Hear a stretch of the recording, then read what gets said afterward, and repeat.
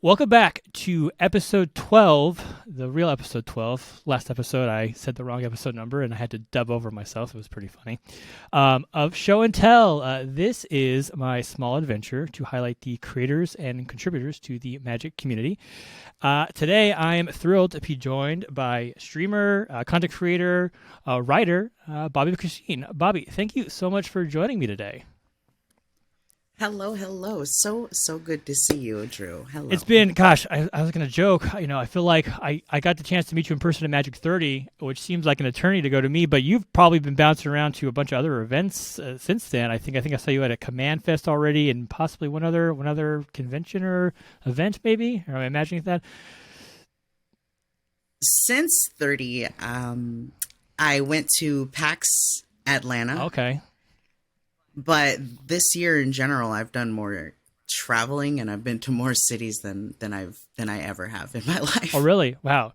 Is that... It started with Command Fest Bellevue. It started with DreamHack Dallas, but I live in Dallas, so that wasn't okay. too wild. Yeah. Then it was Command Fest Bellevue, and then it was MTG Summit, and it was also Magic 30, and then it was PAX Atlanta, and also I'm going to MagicCon Philly coming up. And this is by far, like, I'm not a girl who like gets on planes, but apparently I am, like, these past few months. So. I think for a lot of people after kind of being stuck inside for a few years, the ability to kind of get out and especially like play Magic with people in real life and kind of be in that sort of thing. I could definitely see that being a motivating factor to attend a lot of these events. I went to Magic 30. I live in Southern California, so Vegas for me is like, I drove out there. It was not, it was very close for me. I was eyeing Philly, but just timeline wise and fiscally speaking, it wasn't quite in the book. So, but I'm hoping to maybe get out to a few more of these conventions or shows as the time goes on, depending on how this goes, how my show works out. But it's always fun. Magic is always more enjoyable, I think, when you can kind of enjoy it in person. Stuff like Arena or Moto are pretty great, but there's nothing quite like the gathering and Magic the Gathering, if I do say so. I am very particularly going to more events to sit around at a table and play cards with my friends. So we'll definitely, it's funny. We'll definitely get into it a little later, but like, I think there's been this nice pipeline of like meeting people on Twitter for now. We'll see how that goes, and like being able to kind of make some connections and being able to kind of go out and kind of enjoy that sort of community you've built up. So, but not to get too out of the off track quite yet. I always like to kind of talk to people about like what their origins with Magic, like what got them started with Magic. When did they start playing? What got them interested in playing? So, what's your Magic origin story? Like, what was the thing that you're like, oh, I'm going to start trying out this card game? Origin story and wanting to try the game are a little different. They're both back in the day, though. I feel like the origin story is when I was 5 or 6, maybe. Oh, wow. And my dad had some cards, and I picked up a green card. I think it was Avatar of Might. And that feels like my origin story, because I was like, this thing is like it made my imagination just explode so much that I was just like, what is this creature? And like, from the perspective, you're looking at it from below, and it's just like, and at that point I understood numbers. So I knew that 8/8, I saw other cards and I knew that those cards weren't 8/8. So I was like, wow, it totally just blew my mind. And that made me like know Magic existed and made me interested in, it as a concept with monsters and creatures and all this kind of thing. And then I got that out as a kid through Pokemon, of course. Yeah. But then, I got a bit older, and then it was still always there. It was always just around. Even when I was no longer living with my dad who played, I ended up with friends who all played Magic. And then I was about 12 years old. I think I was 12. It was 2007, and like 10th edition and Lorwyn were coming out right about that time. Yeah. And Lorwyn in particular really, really drew me in. I definitely went out of my way to get my hands on some of those cards. Made really, really janky Kithkin decks. Okay. So I call myself Lorwyn born. Okay. Because that's when I started like collecting cards. And then there's like this other starting point when I started playing with the cards. That was around Return to Ravnica. There was a dual deck series, Izzet versus Golgari, and me and my best friend bought that, and I was Golgari and he was Izzet, and that's been my main clan, and that's Izzet's been my rival clan to this day. So that's when I started like playing. It Yeah. feels like.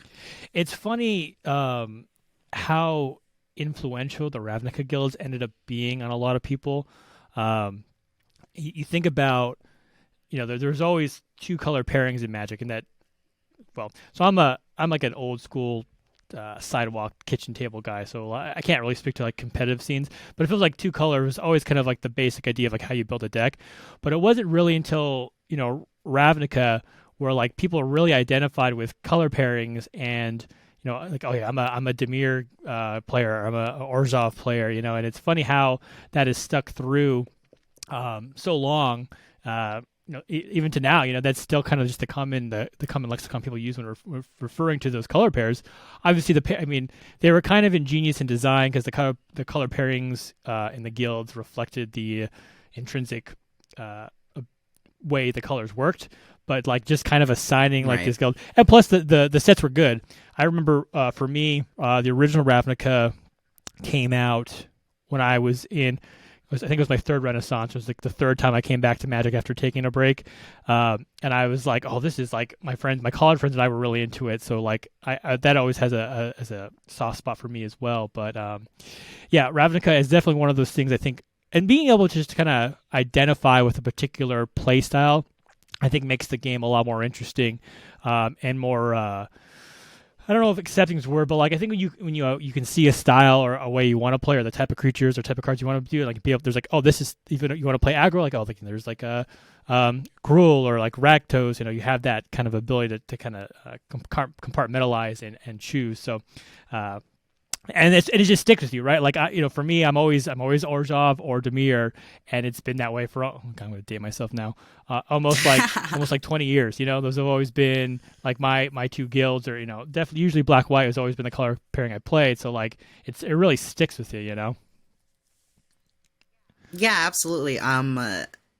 Golgari, it was I think it was Dragmangler. Okay. It's a 3/3 haste plant zombie. And back then I didn't know, I didn't know the full breadth of the game, so it was still kind of like, you're telling me this like plant zombie has haste? The fact that it had haste and that it was a zombie just checked so many boxes for me. And I'm like, this is the gameplay I want. I want to be Golgari. If Golgari are the dudes who like have plant zombies and slither heads and stuff, like, that's it. That's my thing. That's funny. It's like you see, I got this plant zombie with haste. Like, hopefully this doesn't awaken something. Well, hopefully it did, right? That's really what it comes down to. That's too funny. It was my gateway to Jared Golgari Lichlord. There you go. Yeah. See, and then it just spirals out of control. And it's funny too. I know Lorwyn is like, for a lot of people, a very idolized set. For me, Lorwyn came out right when I had stopped playing for a little bit. I do believe it was the set that introduced Planeswalkers. The Lorwyn 5. So that was definitely, but I know for like, I think at this point, maybe since we've gone back to Kamigawa, it's probably the most requested plane to go back to, if I had to guess. I know people have a lot of fond memories of that particular block. Makes me wish I kind of played it. I look back, I was like, yeah, I don't really, I couldn't tell you anything about that particular era because I was not playing during that time. What do you think about that particular set or sets that like really stuck out to you? Well, no one can break it down quite like Spice 8 Ret can in an hour and a half on YouTube. This is true. But Spice absolutely nailed it.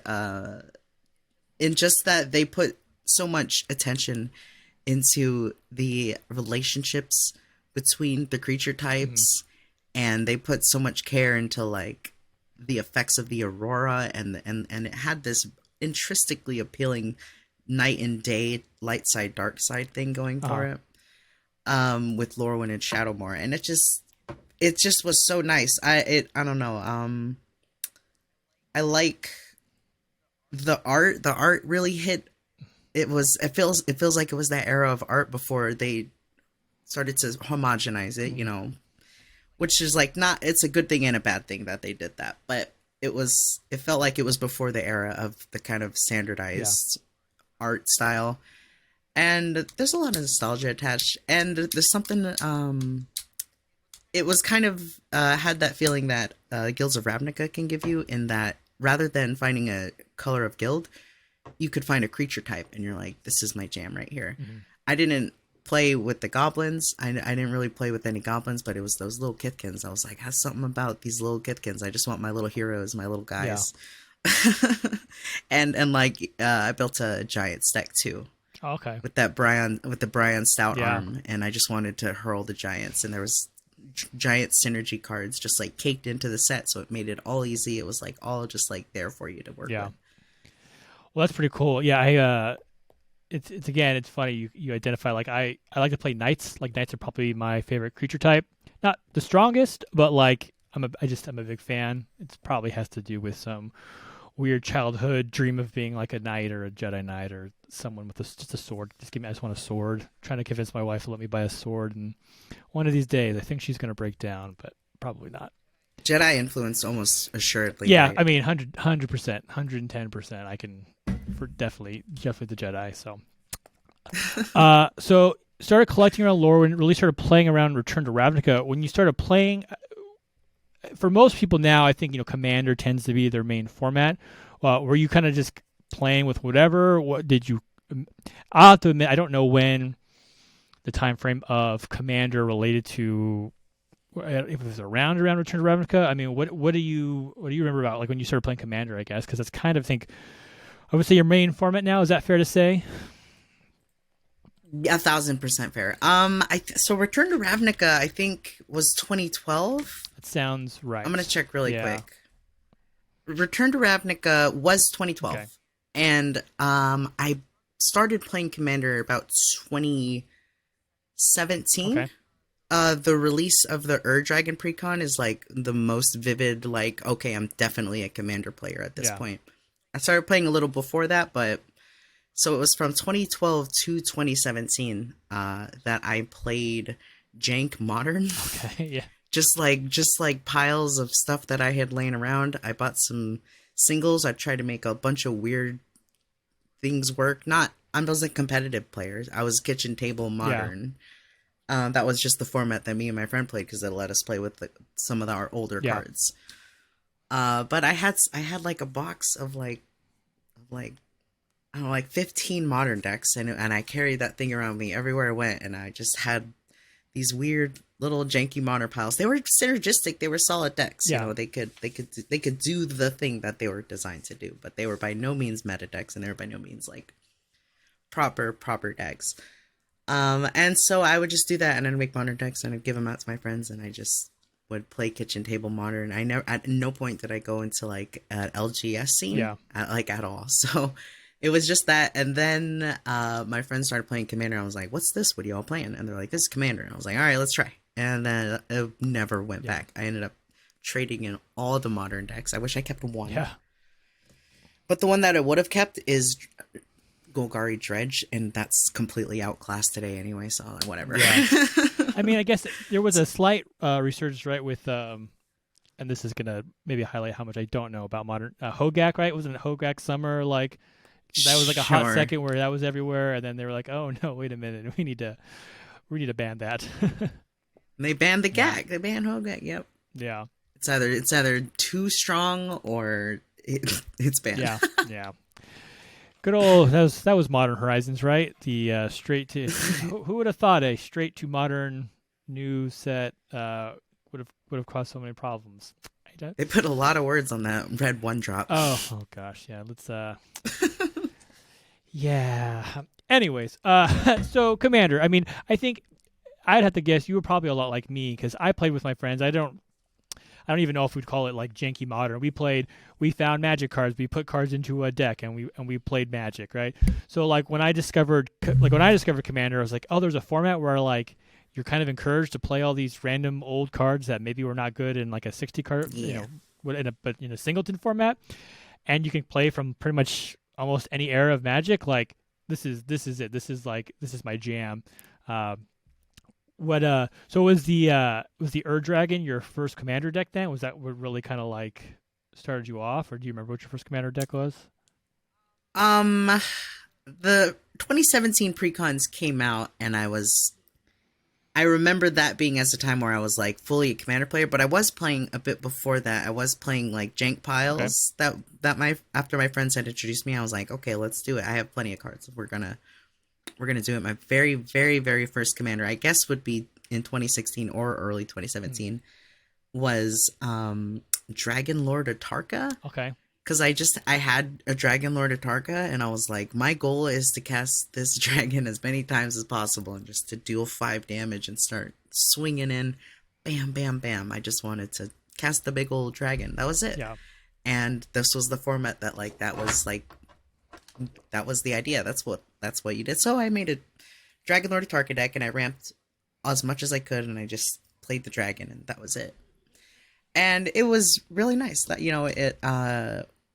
it was fun. It was pure. It was very janky, and we had a friend who had a sliver deck, and the sliver Uh, deck set the bar yeah. for kind of what we need to deal with. Yeah. Sliver. And Atraxa had come out at that point. So I had gotten my hands on an Atraxa from my Mm. friend, and I was like, I have to build this Atraxa deck. And I built Atraxa Hydras, Oh, okay. Well, that's fun. which is just total jank. Yeah.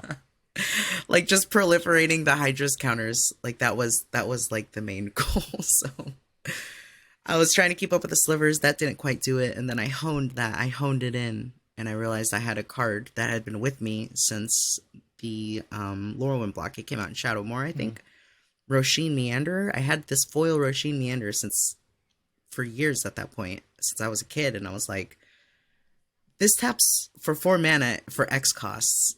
Every Hydra that I want to play with has an X cost. Like, what am I doing? Yeah. So I finally made a proper like Roshin Meander Hydra deck. And in a lot of ways, Dragon Lord Atarka and Atraxa felt like prototypes, and Roshin Meander Hydras felt like my true proper first commander deck. Well, that's fun. I mean that's part of the really I think the fun of Commander is kind of creating these sort of decks, be it you know quote unquote jank or creature themed or kind of whatever you want to do. I find myself more and more. Um, I'm not really a great deck builder. I usually go on if I have a commander that that seems like fun. I'll go on EH and I'll probably throw something together. Uh, but I'm finding more as I want to start building my own decks. I definitely want them to be like pretty interesting. I don't want them to be very straightforward. Like, oh, you play this commander, and Traction kind of gets a lot for like Super Friends, right? Attraction Super Friends is a pretty standard kind of build, but For sure. Attracts a Hydra is like, oh, that sounds super cool because like you wouldn't expect to see that coming. That's like a very Yeah. unique way to play the game, and I think that actually sounds a lot more enjoyable in a lot of instances. Because you could probably build a pretty strong deck with kind of an off kilter theme that maybe For and sure. there's a big, and I don't want to get into like power levels and competitive versus non-competitive, but I think if you're playing a deck that's like, oh yeah, it's a bunch of Hydras or whatever, and it seems to be doing well, people are I say this, but who knows? They might be less likely to get salty if it's like, oh well, it was this. Oh, that's just a really cool deck. Like I never would, never would have thought to build it that way. So I think that's kind of a nice way to approach deck building and just playing Commander in general.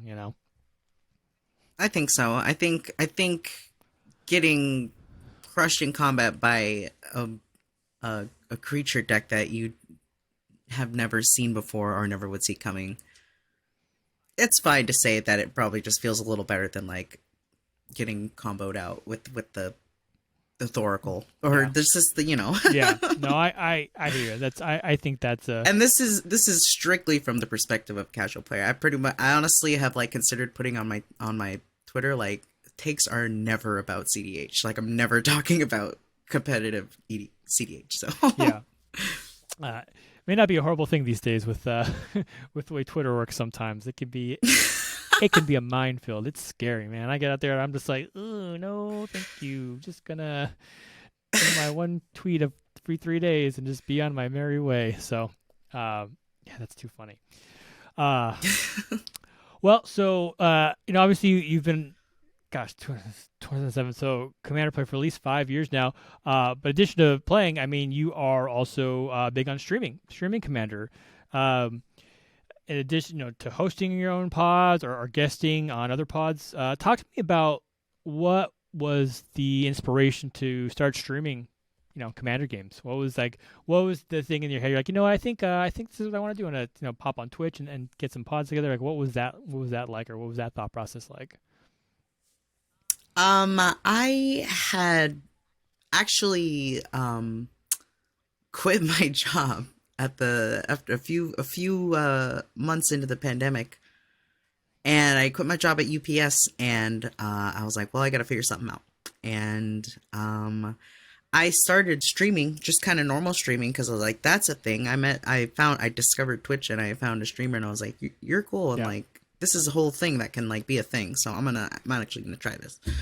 And it didn't go terribly, and it's still not, it didn't go poorly. So I was naturally just a Commander player, and then naturally just followed Magic accounts on Twitter, and then discovered that Spell Table was a thing, and I was like, well, I want to play Commander with people on. That's what I want to do when I'm online. Like that's what I want to do. So it's such a blur at this point. I honestly don't know how. Like, it's hard to like even have like a timeline or like a series of steps that happened. It was all just kind of this mesh, and then suddenly I was just playing Commander with everybody, and I didn't realize it was. I didn't realize it was already a thing. I didn't realize Mana Curve's Filthy Casual Scream existed. I didn't realize. I didn't know who MTG Nerd Girl was. I didn't know Affinity Artifacts had been streaming Commander for like years at that point. I was just like, this is something I like naturally just really want to do, and I want to go for it. And so I think that played a big part in making me want be able to kind of be honestly, it feels like at the ground level, even though there were people who had been doing it for quite a while at that point, it hadn't quite exploded. So I was at the ground level of like the explosion of this content, which felt really good. And I didn't realize it at the time. And I didn't realize at the time that my stream and playing Commander with me online would be people's like first kind of experience with playing Magic the Gathering Commander online with people on Spell Table. So I went out of my way to make that as awesome an experience for people as possible. I've been having game nights with my best friends my entire life. I've learned how to have a fun game night, and I learned how, and I applied that skill to my stream. I applied that to all the new people I was meeting, and just suddenly I was like, you know what, this is a thing, so I'm gonna call it. We're on Spell Table, and I want to be cute and cheeky, so I called it Spell Fables, and I'm now on like episode 64 or 65 of Spell Fables. Oh, wow. And that's pretty impressive. Yeah, it's so fun, and it's not like on a strict schedule. Honestly, sometimes it feels like a pop-up restaurant. Like when it's happening, like you got to be there a little bit, and I do like that vibe a little bit. Yeah, it's So I probably answered like 8 questions you didn't ask, but that's kind of how I just kind of got into streaming Spell Table Commander. Well, yeah, that's I think a lot of ways Spell Table may have saved Magic and Commander a lot through through a lot of the lockdowns, because it did give people an opportunity to continue to play. So that's definitely, a lot of people really jumped into that, kind of being stuck inside. And at minimum, it gave it a huge boost. Like at minimum, it exploded the format. Definitely, even more. No, 100%. I mean, I'd be curious if there, and I'm sure Wizards probably has these data points, like probably the amount of users in Spell Table relative to Commander players, and like there's probably a pretty big correlation between like just the rise in Commander. I mean, Commander was always kind of, I think, on the rise, but like did lockdowns plus Spell Table really like had that growth be exponential? Wouldn't be surprised. It seems it seems too obvious not to be true. But I think for a lot of people don't realize, streaming is an art and it's a talent. I always joke when I tried streaming for a little bit. I didn't try streaming Magic. I was like, I was gonna do something. I called them my exercise streams, where I was playing. I was playing like Final Fantasy VI, but on an exercise bike. So like if you're playing on a bike and like anytime there was like cutscenes or dialogue, I'd like hit the pedal really fast. So like it was partially like trying to stay active inside, but also partially like, well, let's try streaming, see how this kind of goes. But it's tough to be like the main person in charge of a stream. As a streamer host, I'm sure you can probably relate to like there's a lot kind of going on that you kind of have to kind of manage in a way that isn't like maybe like overbearing or I don't want to say mean, but like you kind of want to make sure things are floating along. And I think what you have been so successful with is just you have such a positive attitude and you're so inviting. I actually, it's funny you mentioned the Filthy Casuals. I actually had them on a few episodes back, and they were talking about streaming and playing with you, and just could not stop gushing over you. And they were like, you need to talk to Bobbie, you need to get her on. And I was like, that is on my list, and hopefully she will. I love them. Yeah, they are so nice and just such an awesome couple. And but like it's those sort of personalities, you have to. It takes a lot. It's a lot of like emotional energy to kind of to not only be on a stream, but kind of being the stream host. I'm always curious, like, did you, when you kind of first started, or even now, like, are there still like maybe struggles that like people wouldn't realize as when you're kind of streaming things, or just like little like nuances that you're still kind of like have to deal with, or how does anything that really jumps out of you, or is it I guess for a lot you hit a point where you kind of get a rhythm and you have your guest and you kind of pop on. I guess it might just be scheduling. It might be the hardest thing for a lot of people. I think I always joke that I've been on one stream and like I had 5 others are supposed to be on. Everyone had to cancel because life happens, right? Schedules and stuff. So anything that really pops out of you just at the top of your head, I know, don't mean to throw you on the spot, but like I'm always just kind of curious because sometimes people might see it and be like, oh yeah, I could do that. Streaming's easy. Like you hit go live and you're good to go. Yeah, I think I don't know, maybe one of the nuances that I'm able to work with that might be harder for a lot of people is not, there's a lot of very hard obligations that people feel that they must achieve, checkboxes they must do. And this my mentality isn't going to work for everybody, but the kind of way that I've been able to cope with being a streamer and everything is I really don't do anything I don't want to do. So yeah, that's saying is important. If I'm gonna like schedule, like I'm doing a stream bop 1 2 3 4 days a week, and then bop 1 2 3 4 days a week, and then 1 2 3 4 days a week every single week. There's guaranteed gonna be a time during that week where I just don't want to. Yeah. And if I'm gonna stream when I don't want to, I'm gonna put on a bad show. And why I don't ever want to do that. So I don't know. The nuance that's kind of difficult to deal with is like realizing that you're gonna just have to find out how it works for you the best, and because if people did what I did, they would feel it would not work for them, because a lot of people have sort of a grind set thing, which is totally fair, which is like that gets the job done as well, but even then, you have to find what kind of grind set is going to work for you. The tricky thing is there's like no recipe. There's no formula to like doing it. And I think one of the trickiest parts about it is realizing that, and realizing that I had to create my own way to make this work as well as it can for me, while not being like a detriment, while not, while being an environment where it guarantees that every time I have invite other people over to spend time with me, that I'm able to give them the full experience that I want to, the full me, the full warmth, the full welcoming environment that I'm trying to do. So grind set, a bit of a ramble as well. So. You're speaking to the master of rambling. So to quote Led Zeppelin, ramble on. Grind set. That's a good way to phrase it. There are certain people who maybe the grind is what they need, and there's other people who would go crazy if they were on such a strict schedule, because it's kind of, I mean, I guess that's kind of the thing with streaming too. It's you're supposed to be a little bit more in control of your life with your streaming and like kind of when you want to do it. So, and this, it's you shouldn't be doing things you don't want to do like on your stream, or just really like if this is something you're trying to pursue, like you should be creating a set of actions or just way you do things that you're going to enjoy. Because why not? Like why would you do it otherwise?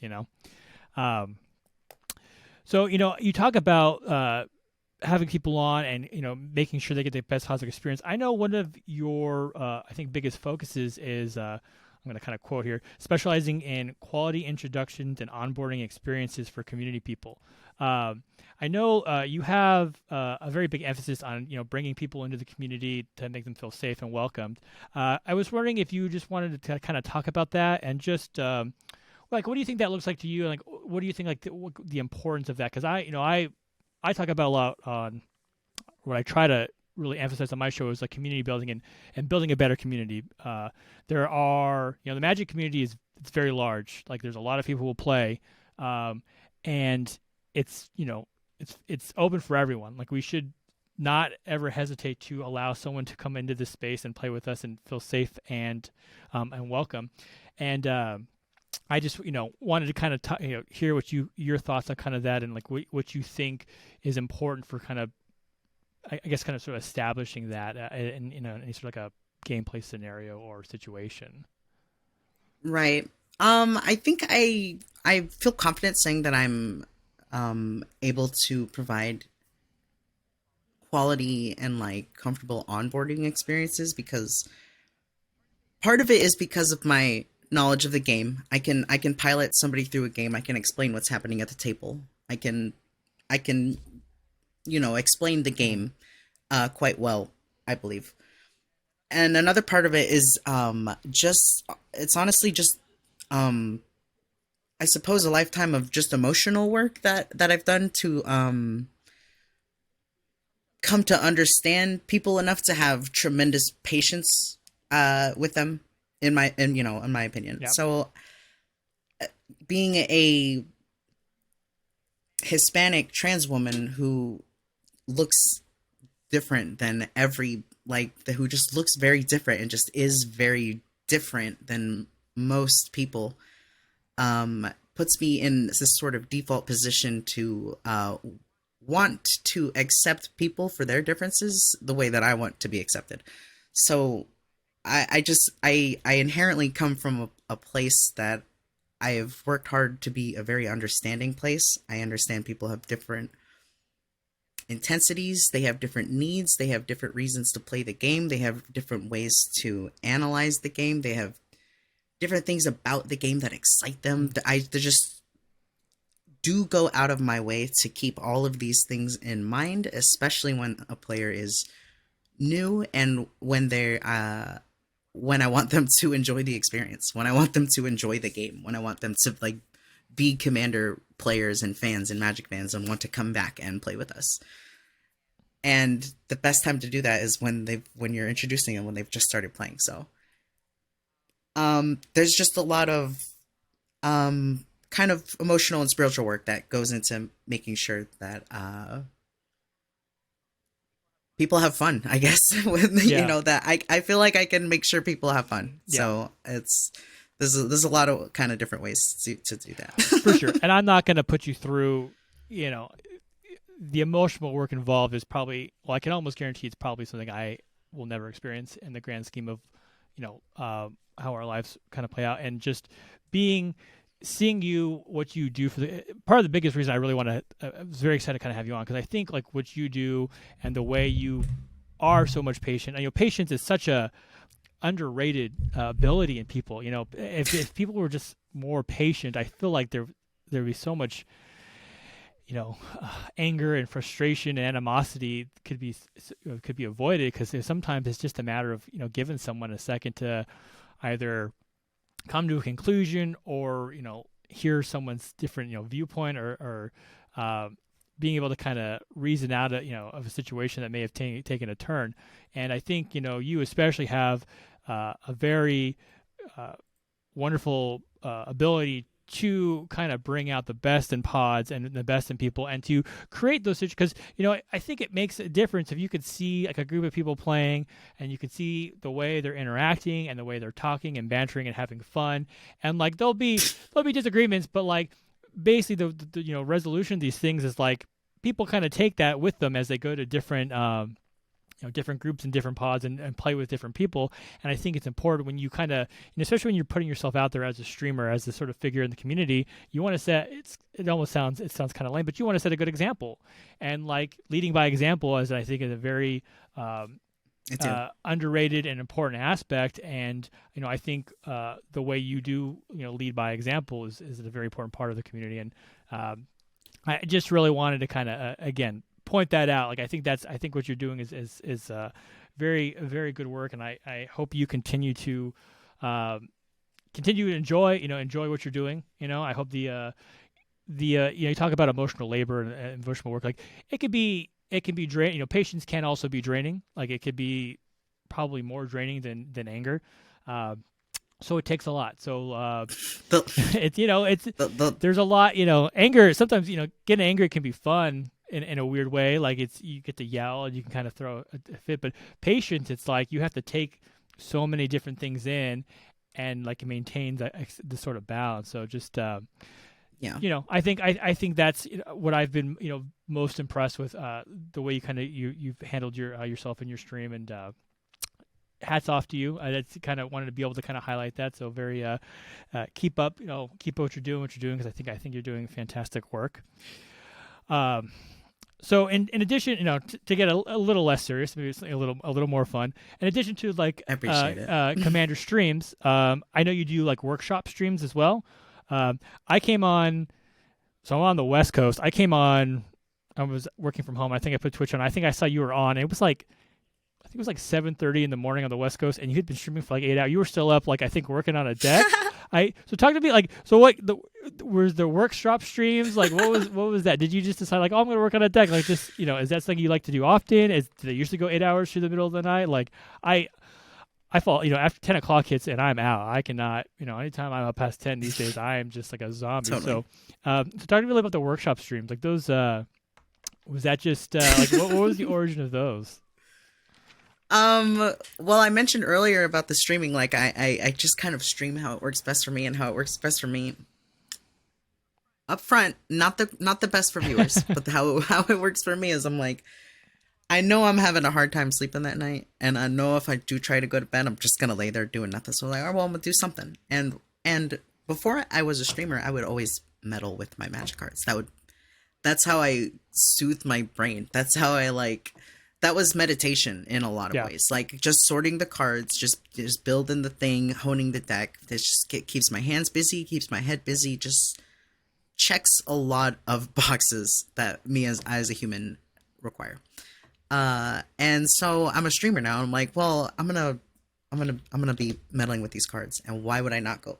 It's almost like, why would I not go live with it? It's like, it's almost just like, well, I'm just gonna go live, and at that point, I was going to sort the cards anyway.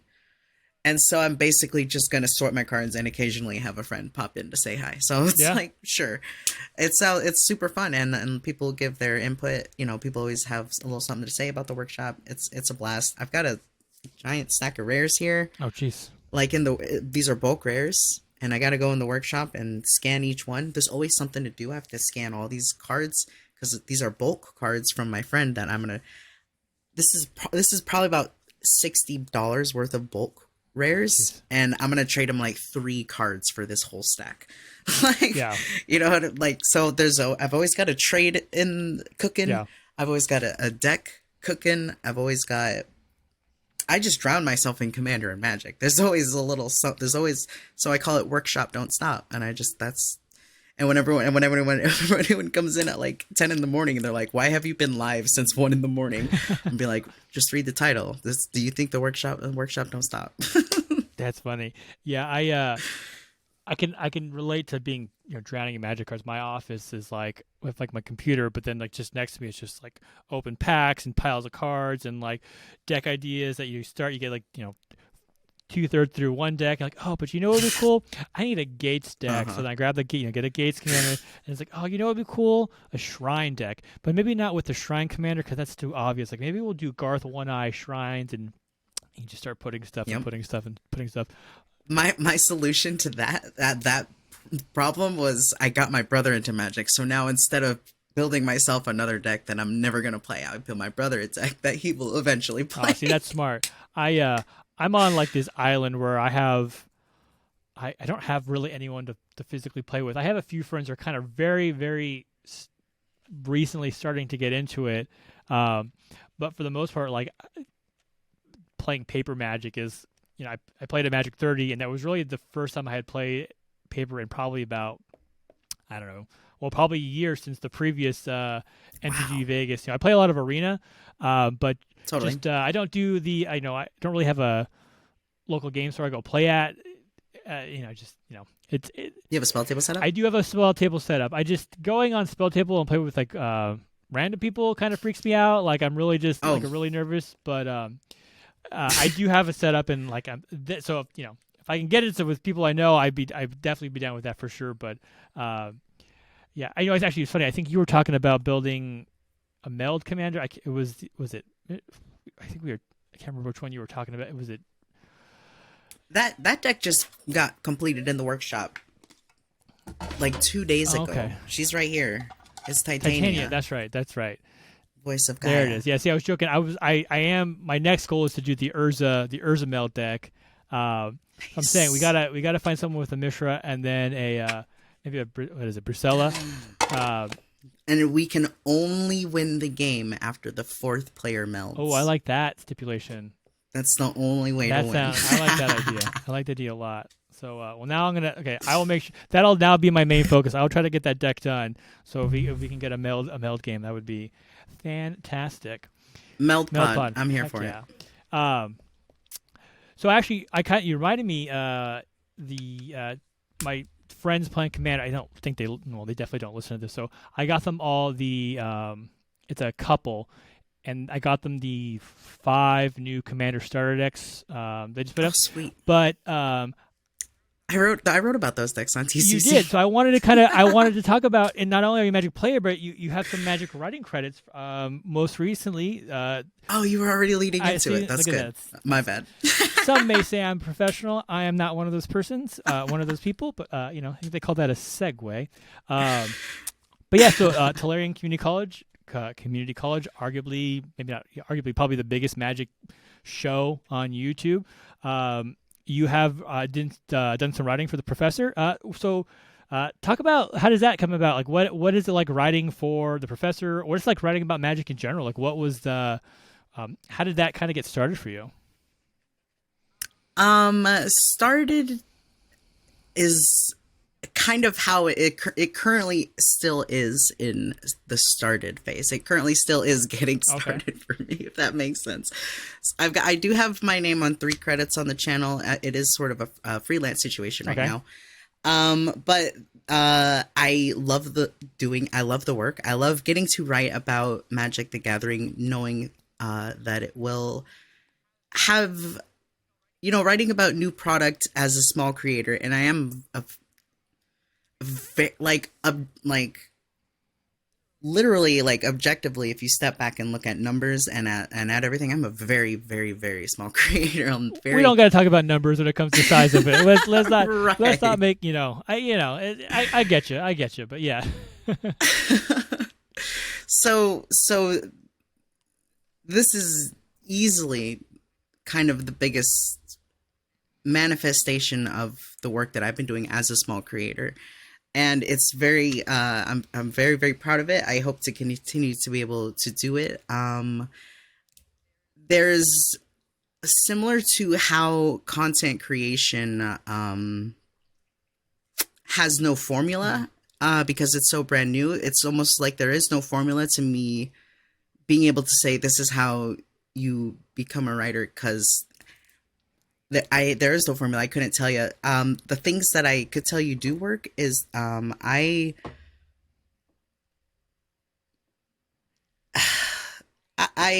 been I play to my strengths. I mentioned the grind set earlier, and my strength isn't the grind set. My strength isn't, here's every day I'm coming to these streams, blah, blah, blah. My grind set is the connectivity that I have with people. My grind set is the connections that I've made with people. My grind set is also just coincidence, just a bit of luck. There is a bit of luck that I just have been a Magic player who happens to have watched his channel for years and years and years now. So as a writer, I wasn't like a professional writer, but I was doing some writing. And as a writer, it felt lucky that I inherently, from just watching his content over the years, wrote in his cadence. Like and same with another YouTuber, ContraPoints. Like I can't give the advice that, hey, naturally grow up watching Tolarian Community College and ContraPoints, and then your writing will kind of naturally be in their cadence, and that's going to work out great in this very specific situation. Like, so I don't know. I guess I feel like I'm rambling again, but it's hard to say like how I got here, but I am here, and it's very, very exciting. I'm having a lot of fun, and I love writing about Magic, and I'm finding out that I love writing about Magic, so I would love to continue to do it. That, it's funny, like talking about what it means to be a content creator in the past are different.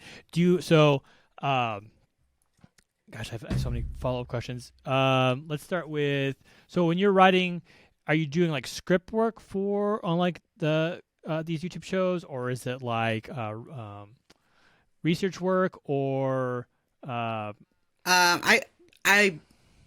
I have a prompt, and I take that prompt and I do my best. That's basically how it boils down. That makes sense. So you like writing about? Do you have any interest in writing, like off, like one of, or kind of like articles, like just like Magic articles? Does that have any interest in for you?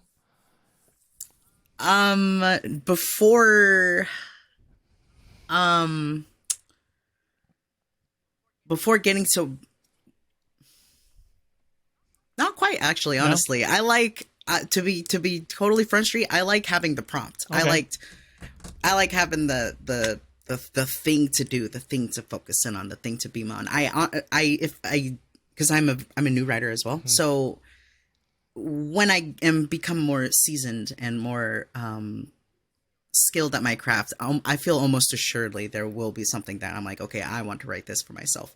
I mean, something that kind of exists like that now is like, I want to write little videos for my decks. Yeah, no, for sure. So that's like kind of an easy example of something that I kind of want to write for myself. But as far as like digging into my own project or getting an article like published somewhere, I'm just like, I got what's on my plate, and I'm like, I'm going to focus on that. Yeah, no, I hear you. It's funny. I asked because I recently set up, because I am on the cutting edge of technology, a WordPress blog.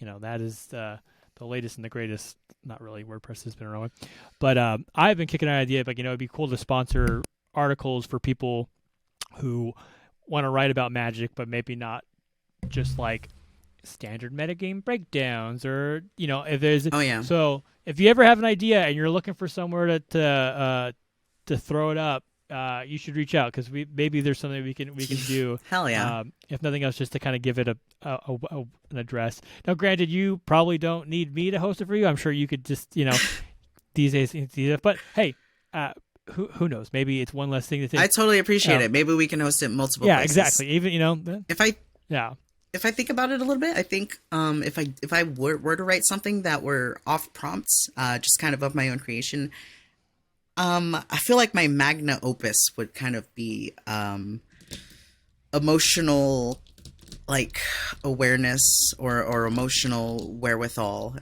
when playing Commander. Yeah, I mean, like I said, I've been open. I think I was talking with someone, and she was talking about writing about an article on the fashion of Unfinity, which is, it's nice. So we'll talk after. Maybe there's some in the future. There might be some there's some mutual interest we could work something out. But I'm thrilled to hear see your writing credits on with Tolarian Community. I mean, that's got to feel. I mean, I know as a photographer, I get very you excited. know, you get stuff published, and just seeing your name and kind of these in these areas, it's like it's a hit. You know, it's a thrill. So I can only imagine that level. You know, and so so I guess did you reach out to the professor? Did he reach out to you, or does he have a team? Like, how did you kind of get linked up with them? The content creator grind of my own doing and of the connections I've made got me on Shuffle Up and Play, and that will be airing hopefully early next year. Okay. And I met Brian, and he just invited me out as a content creator to come play on Shuffle Up and Play, and I had a wonderful time. It was an incredible experience, and and then that, you know, one thing led to another. That's where I met the team basically, and I was just stayed in contact. Yeah, and then that's you know, I always joke I worked at Best Buy for like 10 years and whatever, retail's hell. But, you know, one thing they always kind of taught you as a salesperson is, you know, you ask for the sales, like ask for those opportunities. Sometimes you have to make opportunities appear for yourself, and that's making yourself available, putting yourself out there. Even kind of like, you know, we had kind of connected on Twitter a little bit, but really it wasn't until Magic 30 when I went up and started talking to you that we kind of, I think, really kind of put me in a position to be able to kind of have you on and talk to you today, you know. And I think that's part of maybe that's, you know, of the grind set, or, you know, whatever it kind of takes, is you gotta be able to kind of take those opportunities when they present themselves, you know, seize the day, as it were, or carpe diem, or seize the moment, you know. So okay, so Shuffle Up and Play as well. That'll be very cool. So next year, I think I'm super pumped. That'll be pretty cool. And then I think this will probably be out after, but it looks like I think Monday from today, but probably a week or so in the best. You're going to be on Decked Out, the new tournament ground show.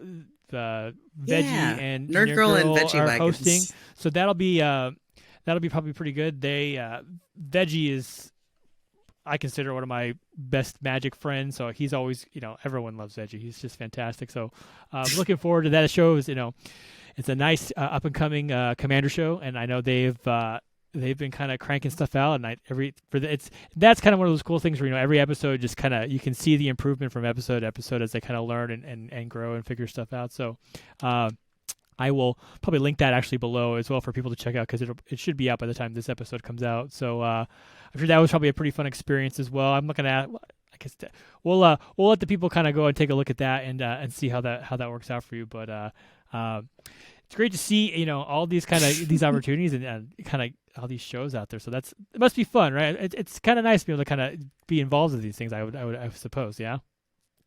Yeah, I've been trying not to feel too. I'm trying not to feel too humble to just say I'm kind of having the time of my life. I'm having the best time of my life. Hey, you know what? There's humility is good, but like, you got to recognize the good times as well and enjoy yourself. So, you know, one other last thing I kind of wanted to touch on. I don't want to take up too much more of your time. You've been fantastic hanging out with me tonight. You associated and kind of part of a new group. The Birds of Paradise is kind of a nice little collection of creators, streamers, players.